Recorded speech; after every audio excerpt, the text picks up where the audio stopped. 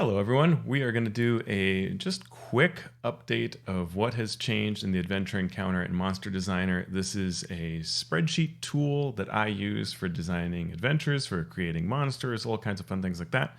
I've got a previous video on the YouTube channel that talks through all of the functionality, and this is really just meant to help those who have the tool to use the latest versions and understand what it is that's changed. So it's kind of just a version update. And this is a tool that I am regularly making changes to. It is available to only those who support me on Patreon or Ko-fi. Doesn't matter which of those two platforms you favor, both of them work the same. I guess technically Ko-fi gives me a better share, like they don't take out money. Patreon takes a big cutout, but they're both wonderful. They're both great, whatever works for you. I am very happy, and the support has meant a ton to me. It helps me do all the things that I've been doing lately, creating new overlays and getting ready for this stream that I'm going to launch on success in RPGs. So this is version 9.2, or actually 0.92. I got a little typo there. It's almost like you're looking at the future, but not quite. So yeah, this is version 0.92. Someday I'll feel good enough to call it version 1. And let's take a look at it here. It's in Excel, as I mentioned. Again, the previous video talks through all of the great details of what the tool does, but I just wanted to highlight what has changed. And one thing that's perhaps obvious if you really look at the two versions is that I have brought this highest monster CR and recommended solo monster CR up. It used to be in between encounter 1 and 2 because I was sort of testing it and seeing how I liked it.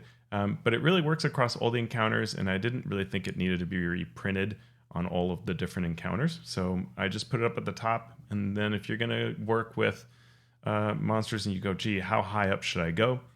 Then you can refer to this at the top. Same thing if you're doing a solo monster, what's the recommended CR of a solo monster? You can look up at the top of the sheet, even if you're working with a encounter down below.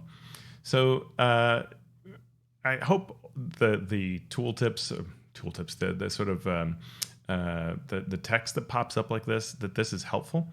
If you ever find that something isn't, please let me know either on Discord or through Patreon and Ko-fi messaging, because I want to make this as simple as possible, so it's useful to you like it is to me. Part of the reason I create this spreadsheet is so that it's helpful to creators, so that it makes a difference in your everyday life and makes it easier to design. Like, this is my go-to spreadsheet. It's one of the biggest tools I turn to all the time to design anything, especially adventures, but also monsters. And so I want it to be helpful for me, but I also want it to help everybody else, so you don't have to go through what I had to go through before I had this set up the way I do. So that's just really a movement to bring it up here next to where you have the number of encounters that are currently populated and the number of characters in the party. So that's kind of just all high-level information here.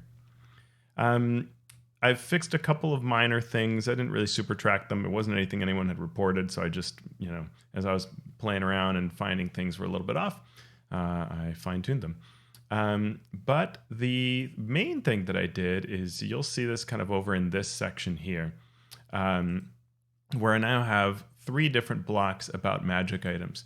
And all of this, if you look at the magic item spreadsheet, I walk through what Xanathar's tells you, not in great detail, because the whole point is you still need the books to use this tool.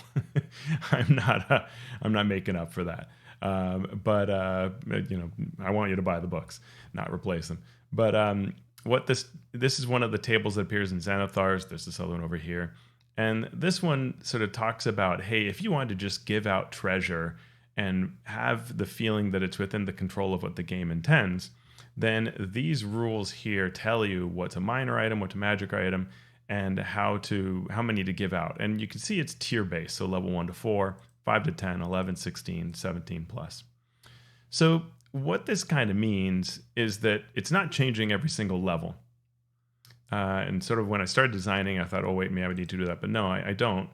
I just need really kind of, in most cases, it won't change a whole lot. But that's where we're not sure what we're dealing with. And so I've tried to build in functionality that allows for you to track it the way that's going to work for you or for your design. So this first table, starting, and all of these have little pop-ups, comments that you can read.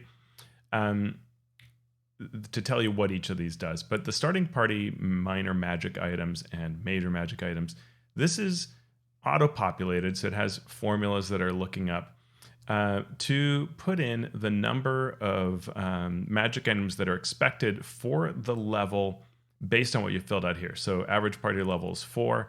For a 4th level party, it's expecting 6 common minor magic items, 2 uncommon, 1 rare, no very rare or legendary. And for the major magic items, it's expecting 2 uncommon. There aren't ever commons, so that's why this dash appears in every table. So that's what you are expected to start with. But you could change this up. Like if you know that your group has only has 1 common item and has 1 uncommon, then you can change that up, and that will be now used by the Matha program. So that's why this is left in white. White in this spreadsheet means things that you can play with versus, is that right? No, I think I've done it backwards. White generally means something that you wouldn't change. So I'll change the color scheme later. See, that's why we do this. So I learn every time and make you better. I flip the colors around. Oh well. But yeah, so this is the intent is that you can change this, and that's what the tooltip will tell you. So you can change the number that your party currently has. So this is especially useful if you're doing it in a home campaign, right? Now, that's what you start with. So at level 4, if we go back to what we originally had, this is what at level 4 it expects to have. Then there is expected, which is what would be expected based on whether your characters are even going to level up. So you can look at what I've got currently. I've got 3 encounters in this dummy adventure that doesn't actually exist. And the amount of XP that's being gained is 4,200. That's what's in this column here. So we need 19,000 XP for the party to level. Or at on character level, they need 3,800. You're only giving them 840. So no one's going to level. The number of magic items they should get won't change because you aren't even leveling. Because we're at level 4. If we were to reach level 5, we can look at our tables here. At level 5, you would gain more items that could appear. And that would be expected part of the design. So that's where if I go and say like, hey, they're going to fight 20 giant spiders and they're going to fight 3 phase spiders, I mean, that would murder the party. But assuming they somehow manage to live, they would get enough XP to level. This green is applied when it tells you that they can level. The red also says that's way above what they should fight in a day. But just for the point of if your entire adventure, if this wasn't a single encounter, but all of this was an adventure, the adventure was providing a bunch of XP, you're going to gain a level because they needed 19,000. You gave them 53,000. You're probably not going to go that high, but so let's back it up a little more reasonably. And maybe we have like 10 spiders and 2 of these. There we go. So there's something a little more reasonable. Still, assuming we had that number of creatures across an adventure, that would work, and they would go from 4th level to 5th level. So in this scenario, what you may have seen, and let me just hit this to 0 here. If they don't level, we have expected of 621,000. And if I add 10 and they level, now these numbers changed because what we just did is go from the 1 to 4 to the 5 to 10. And so in that case, we now know, hey, there's a whole bunch of magic items we can give out. We have 10 common and 12 uncommon. Now, it doesn't have to happen at that exact level, but that's sort of your budget for the tier. And that's what this represents. Again, look at the Xanathar's rules to fully know what's going on here. But that's what the functionality is built in here is you've got your starting and your expected. And the expected is based off of the XP that's given in the adventure. Because otherwise it would always be the same. They'd never give it any magic items. So this tells you that. And in this case, we're triggering it because we're going from levels 4 to 5, which is a tier change. That's the only time that it really gives it out. The other way that you can use this tool, as I said, if you edit in your magic items that you have, then you can see, well, what's expected and build up to that. So if I had no magic items and we didn't level, right, we were just staying the same level, it's just a very short adventure, we'd still know that if I had none, I could give up to this many out because nobody has any magic, and that's what's expected at levels 1 to 4. Cool? All right. So hopefully that makes sense. The other thing that we have here is this table is now added, and this is the items that are given out by the adventure. So you can see here, I have just, for fun, typed in example magic item, 1 common minor, 1 uncommon major, and that gets tracked here. And I don't have any other magic item given out. But I could say that in encounter 2, I'm going to give out something else, and you can choose the drop arrows, and I'm saying I'm going to give out a very rare minor item, and now that would appear. What this logic is doing here, you can see the color coding. If it is higher than the number that is between starting and expected, it'll be in red. So you're giving out magic that you're not supposed to yet. Now you still can, the rules say you can, but you're going beyond that expected amount, and this is alerting you to that fact. If we go back to our 10 giant spider scenario where we gained a level, all the red goes away because now it's within the expected parameters. You're going from level 4 to the 5 above tier. So you have this big budget that's expected to be given out over levels 5 to 10. You aren't supposed to give them all out now, but it's totally fine to give out some extra items because you've got that budget space. So that's the functionality that's here. That's what we built in. Let me know how this works for you. I am curious, how helpful that is. I think it's pretty reasonable. One of the things I try to do is not make this spreadsheet be slow by having tons and tons of calculations. So I think this is a nice, light way to do it. I think it's informative and helps you kind of assess how much magic it tracks, how much you're giving out, and it takes a look at it. Probably the hardest thing, which this spreadsheet cannot do for you, is you have to know what's minor and major, and that is written in the Xanathar's rules. So you have to look that up.